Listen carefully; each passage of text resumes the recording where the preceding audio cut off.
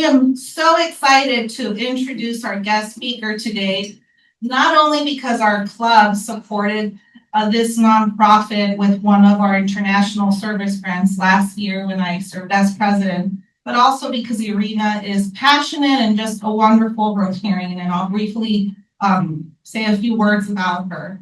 She is the executive director of Universal Aid for Children, a charity dedicated to addressing the medical, educational, and emotional needs of orphans, orphanage graduates, and displaced children, children with disabilities, and refugee children in Odesa, region of Ukraine. Since its founding in 1977, they've worked tirelessly to alleviate the suffering of these deserving children.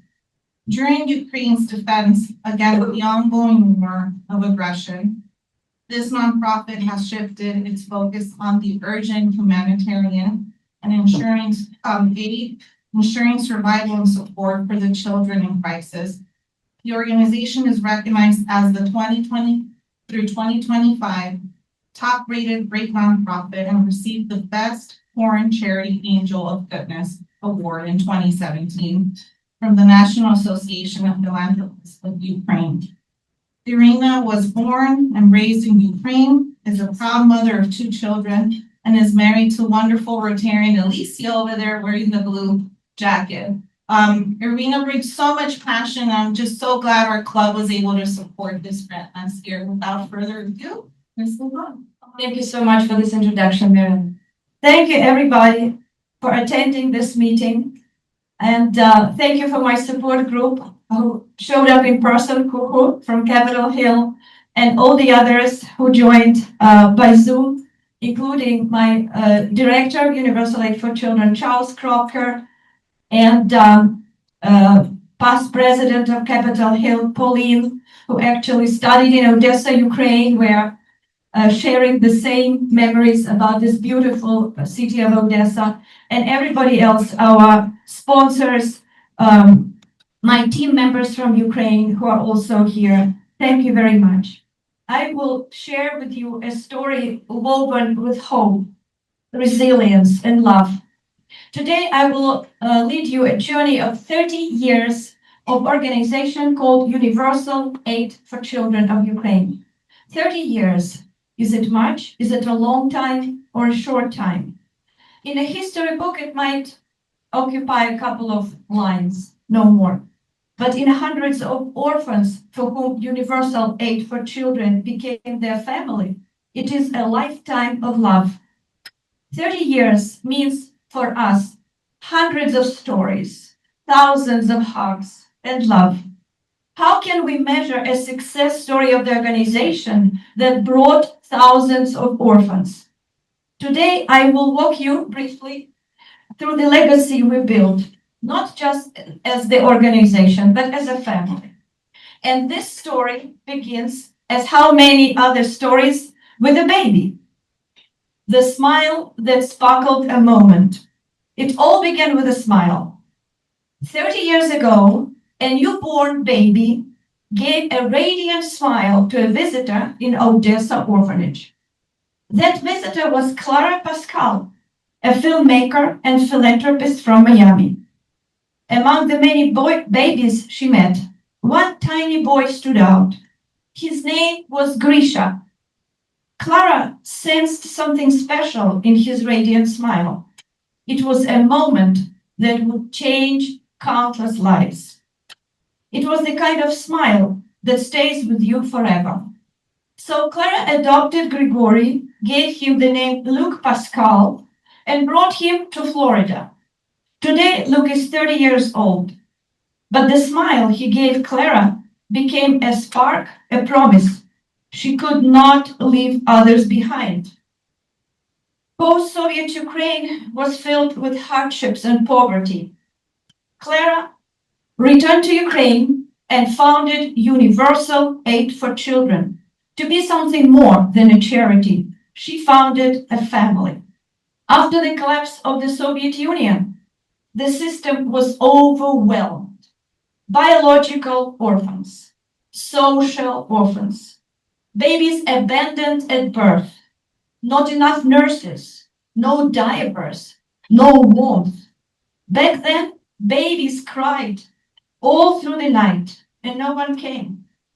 Clara wrote in Miami Herald, all children cry in the same language. She returned to Ukraine, founded Universal Aid for Children, and she began hiring night nannies and shipping diapers from the United States. Diapers, medicine, clothes, toys. We did not just deliver help. We hugged the children, sat beside them in hospital. We felt joy and witnessed sorrow, but our promise was always the same, to love like a parent, even if we weren't one. From 1995 onward, UAC embraced children in over 15 orphanages, children who were blind, had disabilities, cerebral palsy, mental disorders, cardiovascular diseases, or lived in abandoned conditions. We visited shelters, institutions, and even a facility that was called School for Social Rehabilitation, but actually it was a boys' prison. Some boys did not know their birthdays. We searched files. We found dates. We celebrated forgotten birthdays. You should have seen their eyes when somebody finally said, "Happy birthday." These were not outreach moments. They were family memories. Education as transformation. One of our proudest efforts is the Universal Aid for Children Scholarship Program. Education is more than knowledge. It's dignity. It's independence. It's the gateway to future our children can choose. Our scholarship program helps orphaned youth prepare for exams, settle into dorms, medical care, find stability. This year, among others graduating from higher educational institutions, we have our little star, Julia Kasko, who graduated from Kiev Academy of Culture. This is the most prestigious university in the Ukraine. And she did not just earn a diploma. She earned confidence, possibility, pride. I'd like you to imagine the journey of these orphans. They had nothing, no family to guide them, no parents to reassure them. And then a scholarship, a mentor, a celebration, everything changes for them. And USC does not only support them financially, we parent through it. We work with them every step of the way. And what is most important, we connect the students with their sponsors. Sponsors become mentors, friends, and family. Among our treasured sponsors are many Rotarians. Marcy Ulam, past District Governor 6990. Richard Harris, District Governor 6980. Mandy Granger, District Governor 7620. Hede Apaidian Area 6 District Governor. And many Rotarians of Rockville Rotary. Students write their letters to sponsors. They write in Ukrainian. We translate and send these letters across oceans to mentors who have become a family. The letters share life studies and now wartime realities. War realities, here you see missile strikes, sirens at night, running to shelters or hiding behind two walls to stay alive. A USC sponsor, Area 6 Governor Hede Apaidian, has supported Universal Aid for Children Youth for 7 years. After each graduation, she says, "Give me another." Now she mentors a young woman named Maria, who wrote a letter this July. "I got married, even during the war. Life finds a way. Even in war, love continues. Life continues. Hope continues. These are not just letters. They are threads of love woven into a global family.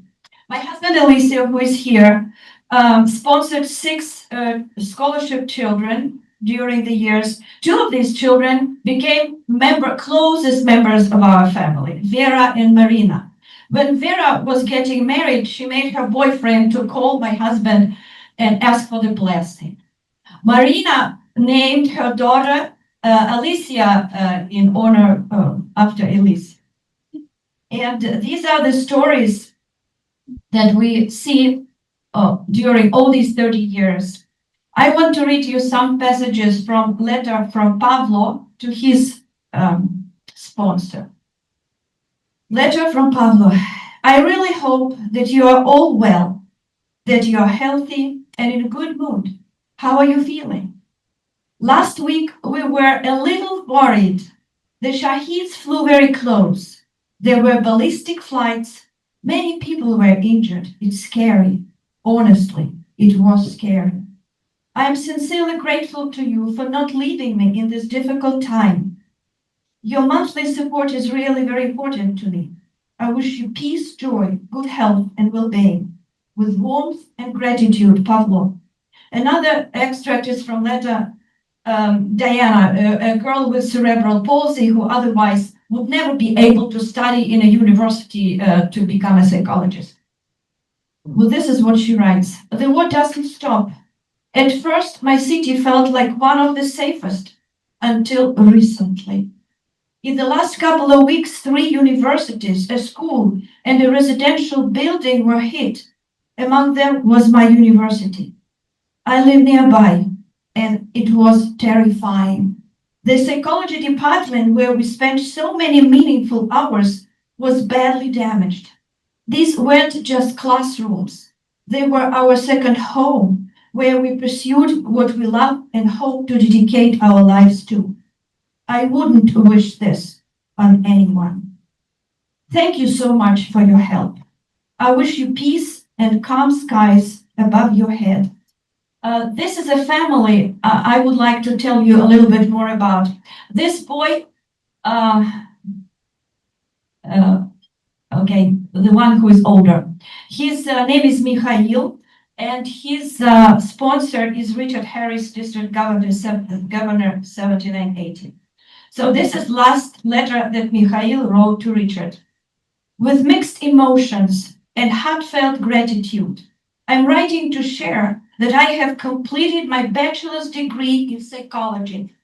It was a journey full of trials and unexpected challenges, but you were there for me, through doubts and through joy. I passed my final exams and defended my qualification work, a deeply personal project reflecting my experience as an internally displaced person. This process strengthened me and shaped my path forward. I am now applying for a master's program, eager to deepen my knowledge and serve others through future practice. I hope to remain part of our community and continue bringing news that uplifts and inspires. Thank you for your faith, care, and support. I wish you health and happiness, and may the Lord protect you. With deep respect and honor, Mikhail. And here, the right picture is Mikhail's biological mother standing with another boy she adopted in the past.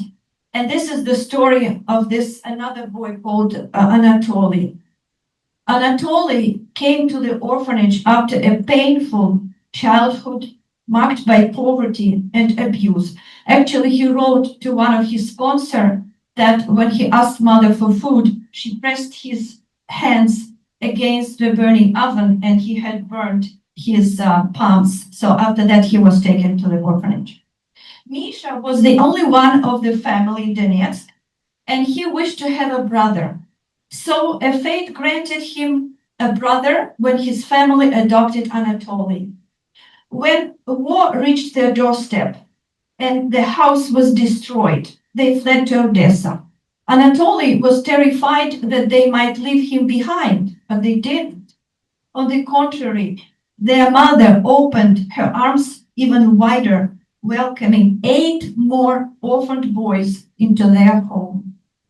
With the help of UAC, Anatoly, and his sponsor was writer Trisha Wagner, Anatoly, after school, entered military academy. He was so proud. In every letter he said, I will be special forces. I will defend Ukraine. He graduated. He received his diploma. And his first assignment was in Kursk. It was the last time we heard from Anatoly. His phone went silent. More than a year has passed. We don't know anything about him. His family still waits. With every exchange of prisoners, they hold onto hope. Since 2022, everything has changed. Before we had happy graduations, celebrations. Now it's survival mode. Sirens, shelters, missile strikes. Former students, now adults, serve on the front lines. There's on the left Natasha, a sniper, and others, Nikita, Katerov, Sergei, Ruslan. We stay in touch with all of them. We support them however we can. Many families who fled their destroyed villages found a refuge in Odesa. For over a decade, UAC and the Odesa Rotary Club have worked together. Since the full-scale war began, our partnership became a lifeline. Together, we deliver food baskets for families, medical aid. These are children on the war, and on the right you can see the conditions where some of them are living. Here how it works. We carefully time the delivery to avoid drone surveillance. UAC verifies families, gathers request letters, documents cases. Rotary approves lists, chooses safe store locations, and families receive $25 in groceries, and they can choose themselves what they want to get. There is no stockpiling. We don't have any storages, no delays, just dignity and relief. And on the left, there is Pavel, who doesn't have teeth at all. And that's why we supply him with food, canned food. On the right, happy family receiving a single mother with 7 children receives food. This is a food line from front line to the food line. And Ukrainian women, they are masterful cooks. A simple sack of flour becomes bread, buns, pasta, vareniki, pizza, cakes, a month of meals, and a mother's pride. Ukrainian mothers cook from scratch, but never without love. Every dish is an act of resilience. Throughout these 30 years of our existence, we have faced hunger, grief, uncertainty, but we never ran out of compassion. We never lacked love. Our children, once strangers, grew up supported by care they never received from their biological parents. Now they are students, parents, soldiers, citizens of Ukraine's future. Recently, I received a book called What Love Can Do. And this is a book written by Barbara Thompson, traces extraordinary 600-year journey of Clara's family. They began as immigrants from Italy and became one of the most respected families in the United States. In America, they found refuge. They gave their children the gift of peace, faith, security. It tells our story. Like Mother Cabrini, who raised Italian children in New York, Clara raised Ukrainian children in Odessa. One of my Rotary friends once said, when I shared with him, he said, wow, but you guys were doing what Rotary would do. Yes, but we just didn't know that at the time. Even before we knew Rotary, we were living its values, service above self, compassion in action, fellowship across borders. Now, as a proud Rotarian, I see what happens when good people unite. UAC partnered with Rotary can do more than we ever imagined. So today, thank you. Thank you for sharing your daily bread, your heart, and your hope. Together, we are helping to raise a generation defined not by war, but by love.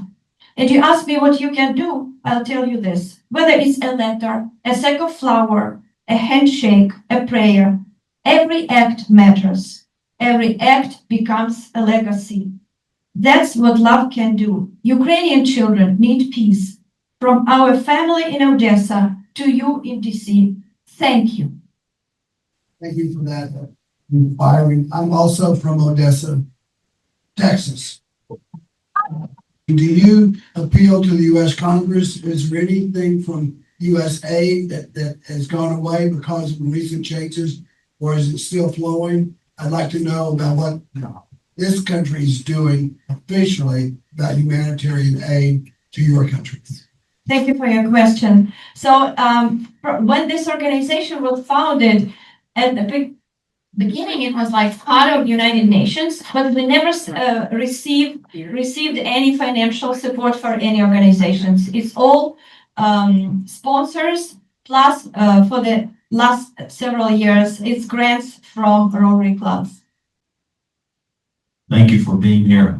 But looking at the ones we saw, the troops that come out of these orphanage, you know, all of those youth, what are they going to need now that they've gone through the rigors of war and the absolute destruction of war? Not just the country itself, but each of these orphans who were challenged to start with, what do they need to carry forth so that their lives are going to be improved and enhanced? And thank you for being here. It's a very compassionate story. We were discussing with Kuhu today in the car while going what kind of help Ukraine needs and how to make sure we receive that help. But the situation in Ukraine changes so quickly. You know, we were discussing that I have to submit the invoice if I apply for the grant. And with Odesa bombardment, you saw, you don't even know the building across your house will be safe tomorrow, or your own building, or you will be alive tomorrow. How can we plan? But in our dreams, so after the war stops, we will open Ukraine for investments, for rebuild, because Ukraine is a very beautiful country. Look at this architecture built by French, Italian, Spanish architects, beautiful. Odesa Opera House, you can come to the table and see Odesa Opera House is the best in the world. Inside, it's all gold, real gold, golden acoustic. That's live music. A lot of cultural heritage that Ukraine is ready to share with the world. Of course, we will need help. A rebuild. Help us at the beginning. You know, Ukraine is a Silicon Valley of Soviet Union. We have the people are still there, ready to invent, ready to develop science, ready to build peaceful future for their children, and probably invest in the world too. Thank you. This is more of a foreign policy question. I'm not sure you can answer it, but there was talk before, maybe a couple months back, about rare earth minerals and Ukraine and having that sort of, we need those here, and maybe that could help out with, you know, providing peace in the area. Could you comment on that whole realm? Probably there needs to be a specialist to comment, but I know that many countries in the world that have rich deposits of oil, minerals, they are the richest countries in the world. They share the profit with their people. And if we did the same in Ukraine, we also probably would invest in the other countries, except for asking for help for our own people. That's my understanding. Thank you. All right, Iryna. Did they tell you they were going to have a tree planted in your name? Oh. Yeah, posterity. Yes. There will be coordinates for you too to find your tree, and it's going to be planted down there. If you know the area well enough, down near the tidal basin area. Am I correct, folks? Correct. Yes. That's a beautiful area. Yes.